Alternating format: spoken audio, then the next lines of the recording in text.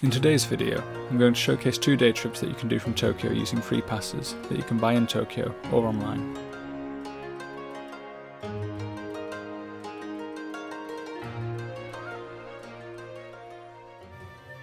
So today we're going to go and do another trip out of Tokyo.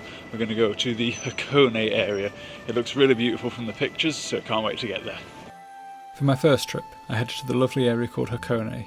To do this, I needed to catch a train and then a bus where I'd be dropped off at Lake Ashi. So the journey from Shinjuku to Hakone is now completed.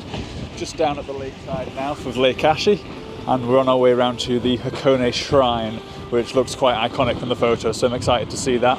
It is very chilly though, there is a good wind blowing across and my hands are freezing, so I might have to put some gloves on. The shrine is a must-see if you are coming here, but be warned, it is very busy, so be prepared to queue for quite a while for a photo.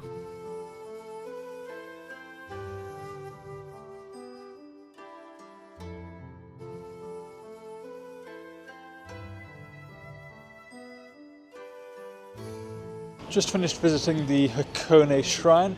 Quite a queue to get into it, or to get a photo of it I should say rather. They were trying to limit people to 3 minutes per getting a photo per person, or per group potentially, it was hard to tell. But there was quite a group, so I think it took about 35 minutes to get a photo, and it was worth it. A boat did try and come behind at the end, but I'd say it's still worth going to see because it is very iconic. After getting back to the town, I decided to have a look around a few of the shops. The free pass also allows you to go up to the Miyashima Skywalk, which will provide you with a great view of Mt Fuji whilst you cross it. Just arriving now at the Miyashima Skywalk, so I just need to grab a ticket. I think it's about 1,100 yen, then we can do the walk across. Tickets have been secured. It was 1,000 yen because we got a 100 yen discount due to having the Hakone free pass, so another reason to get yourself one of those. So now it's time to get across.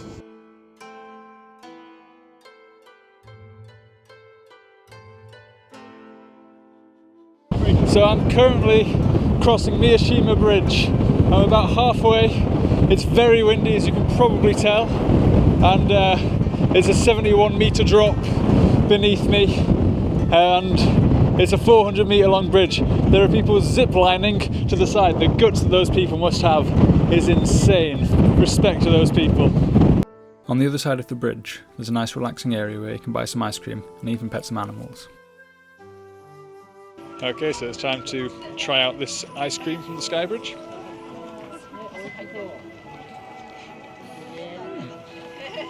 It's got quite a nice flavour to it, a bit unique. A little steep on the price, but worth it I'd say. I headed back down to Lake Ashi so that I could catch the pirate ship over to the other side of the lake. The journey took around 20 to 25 minutes, and it was the first time I'd ever gone on a pirate ship for a form of transport, so I'd definitely recommend giving it a go. As you're travelling across Lake Ashi, there's a whole range of stunning views that you can take in. On the other side, I got the ropeway up to Owakudani, where you can find some black eggs which are 100% worth trying. The water that these eggs are boiled in contains sulphur and iron, and it's this that gives the shells their unique black colour.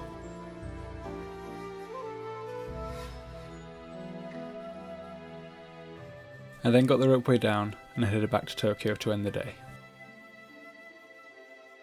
Good morning, welcome to the last day trip out of Tokyo. We're going to be going to the Nikko area, which is a World Heritage Site, and I believe it is on another one of the free passes, which you need to pick up at Asakusa Station. So just waiting for a bus now, and hopefully going to figure that out, and then we'll get on our way. I got the Nikko free pass from Asakusa Station and headed out to the area. So we've made it to Nikko now, so just got off the train. It was 3.5 hours because we just used the local trains, but if you do get an express faster train, I think it would be a lot faster than that to get here. I think we could have got here for sort of 9:15 maybe, but instead it's 11, but it gave us a bit of time to rest up. But we're now going to go over to the Toshogu Shrine. The first place I went to check out was the Toshogu Shrine. I bought a ticket at the train station and then got a bus to the location. There are plenty of things that you can see in this area, such as this 5-storied pagoda and multiple shrines that you can go in and have a look at.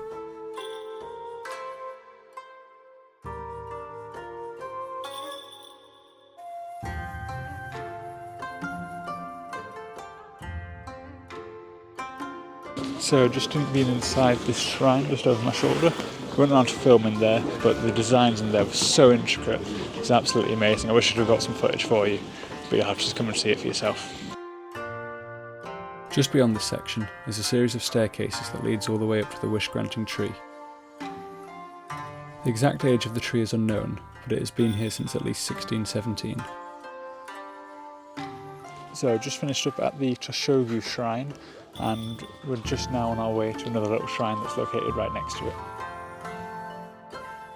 It's definitely worth coming to this second shrine area given its close proximity to the first one, and there's even a ring toss game that you can play to see if you have good luck. So I've just finished up at both these shrines, spent about 4 hours I think in total, which is a lot longer than I thought I'd be spending there, but so much to have a look around at. You do have to pay to get into them, and all the little side sections are a little extra fee as well, so they don't seem to be included on the Nikko pass. But I'd say the pass is still worth it because the train just in general is cheaper. But on our way to the Shinkyo Bridge now, and we'll catch up with you there. Shinkyo Bridge is one of the more iconic locations in the Nikko area, but be warned, its access closes at 3:30, so make sure you go earlier in the day so you don't miss out like I did. Unfortunately, just missed access to the bridge. I think it closed about 3:30 and we sort of arrived at that time. Didn't realise the bridge was a paid thing. I thought you just kind of go on it, so if you do come here, maybe go and hit that up earlier on. Still a really nice bridge to look at even if you can't go and get on top of it, but never mind. On our way to Kanmangafuchi Abyss now. Sounds a bit scary, but go and see what's there.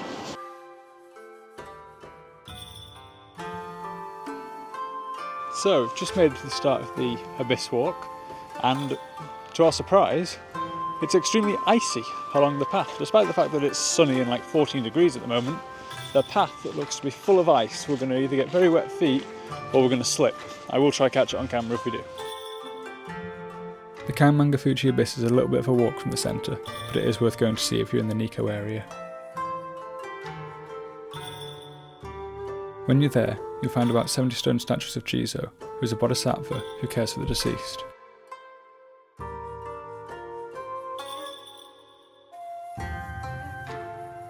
So that is a wrap on our time spent in Nikko. I think if I was to come again, I would definitely get the fast train on the Nikko Pass, at least on the way out, just to make sure I had more time, because there are a few things we didn't get around to doing.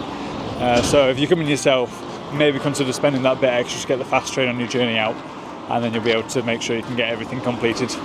I hope you've enjoyed the video. If you have, please consider liking and subscribing, and I'll see you on another video soon.